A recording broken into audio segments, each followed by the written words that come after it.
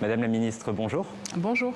Et merci d'avoir accepté de répondre aux questions de TV5 Monde et merci de nous recevoir ici au ministère des Affaires étrangères à Bangui. Avec grand plaisir. Actuellement en Ukraine, la guerre se poursuit. Quelle est la position de la Centrafrique, dont on sait que la Russie est un allié stratégique en matière de défense, et lorsque l'on sait également que des manifestations favorables à l'armée russe ont eu lieu récemment à Bangui?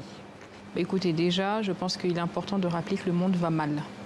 Le monde est en ébullition depuis un certain temps, avec une nouvelle crise, cette crise Ukraine-Russie, qui vient s'ajouter à déjà de trop nombreuses crises, en République centrafricaine en particulier, en Afghanistan, au Mozambique, hier au Rwanda, vous avez la Palestine, le Moyen-Orient, l'Irak, la Libye, et j'en passe. Donc il est important de reconnaître, et je pense que vous conviendrez avec moi qu'avec un tel tableau, il est important que quand on voit qu'il y a les responsabilités de certains puissants qui sont engagés au détriment de plus faibles, il est important de pouvoir à un moment faire une introspection pour pouvoir assumer de manière lucide les conséquences justement destructives de toutes ces guerres, toutes ces violences, et pouvoir assumer en toute lucidité justement ces conséquences. Il est important, je pense, en tout cas l'exemple de la République centrafricaine et l'expérience de la République centrafricaine de la recherche de solutions, de résolution de crise par le dialogue peut servir également de règlement d'autres différents, parce que vous avez le dialogue républicain qui vient de se passer, qui est toujours dans cette droite ligne de main tendue du président de la République, qui est un exemple.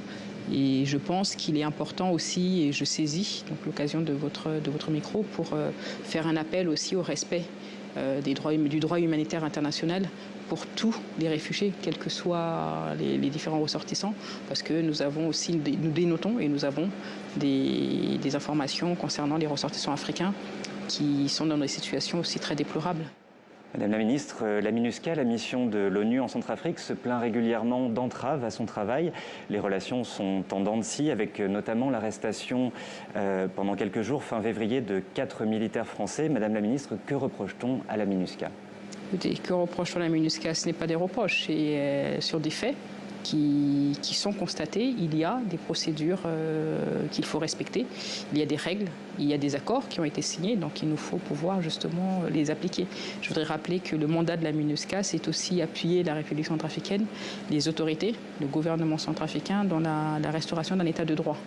Et établir un état de droit oblige à pouvoir aussi faire montre du respect de ces réglementations. Donc il y a des cas de figure, comme quand il y a des contrôles qui sont réalisés, l'État centrafricain est un État souverain, des contrôles sont réalisés, il y a des situations sur lesquelles nous nous interrogeons, nous questionnons et nous attendons des réponses. Dans sa dernière communication, le Haut-Commissariat aux droits de l'homme de l'ONU tient, je cite, « le gouvernement pour responsable des exactions attribuées aux FACA et aux alliés russes » et accuse le gouvernement d'empêcher ces enquêtes. Que répondez-vous?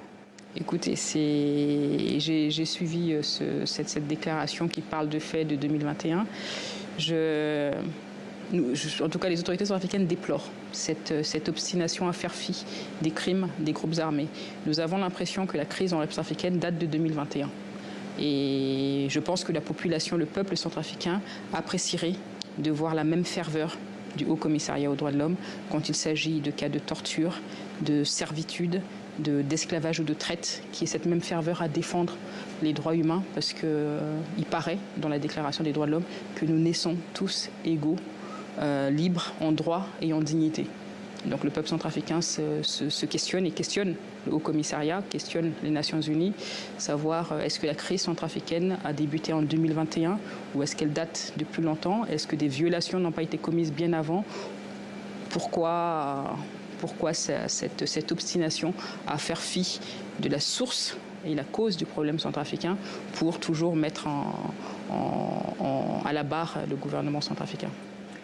Le chef anti-Balaka, Maxime Mokom, a été transféré à la CPI alors qu'il était en exil au Tchad en vertu de la feuille de route de Luanda, un processus de paix donc qu'aujourd'hui les rebelles remettent en cause et dont les partenaires, certains en tout cas, critiquent la lenteur de sa mise en œuvre.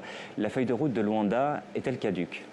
Écoutez, sur cette feuille de route, je pense qu'il faut relativiser.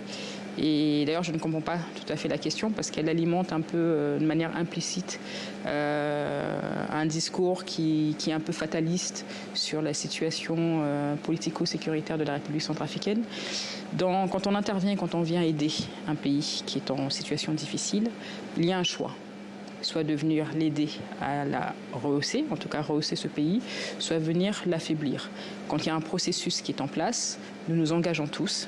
Il n'est pas simple. Je pense que la paix, si la paix avait été restaurée par justement cette opération de maintien de la paix depuis 2013, nous ne serons pas dans cette feuille de route de Luanda. C'est du fait aussi de l'échec d'un certain nombre d'autres initiatives qui, aujourd'hui, nous nous retrouvons encore à avoir fait appel à notre sous-région et à avoir justement sous l'égide de la CIRGL cette feuille de route. Cette arrestation, elle est totalement logique parce que vous savez que cette feuille de route de Luanda, s'attelle, en tout cas, est ancrée sur la PPR qui a comme principe le non à l'impunité. Et une des thématiques de cette feuille de route, c'est le respect des engagements des groupes armés. Donc quand il n'y a pas respect des engagements des groupes armés, non à l'impunité, justice doit faire son rôle. Et puis il a été arrêté en territoire tchadien, donc les raisons sont connues. Et la feuille de route continue, le processus continue, à tous de s'atteler à pouvoir apporter leur part de contribution pour la rendre efficace, parce que nous allons réussir ensemble, nous allons échouer ensemble. Madame la ministre, merci beaucoup. C'est moi qui vous remercie.